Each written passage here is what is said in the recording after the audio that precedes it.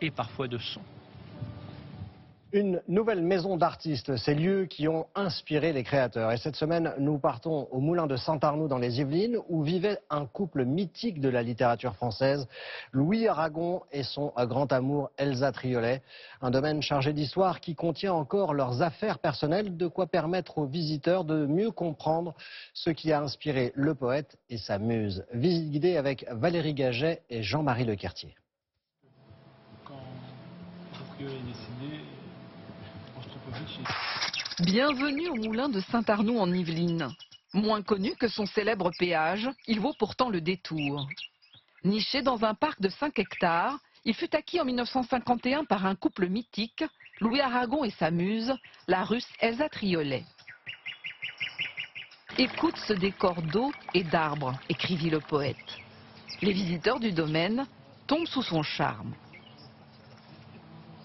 Ce qui est intéressant, c'est de voir dans quelles conditions ils sont capables de créer. C'est vrai que le fait de les voir dans leur maison, ça les rend plus humains, plus proches de nous. Elsa et Louis se sont aimés follement. Elsa, mon amour, ma jeunesse. Sa gloire à lui a un peu éclipsé la sienne. Elle fut pourtant la première femme à remporter le Goncourt en 1945. Le directeur nous fait les honneurs de cette maison qu'elle a entièrement décorée.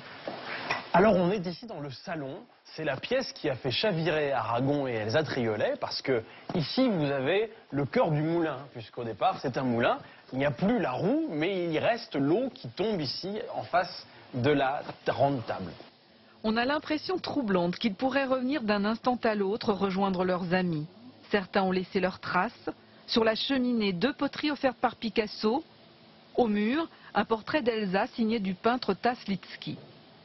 Ma vie, en vérité, commence le jour où je t'ai rencontré. La pièce voisine n'est autre que le bureau d'Aragon. Il impressionne beaucoup les visiteurs. Les yeux d'Elsa, titre d'un magnifique poème, veillent sur son vieux fauteuil et sa bibliothèque. La maison compte près de 30 000 livres.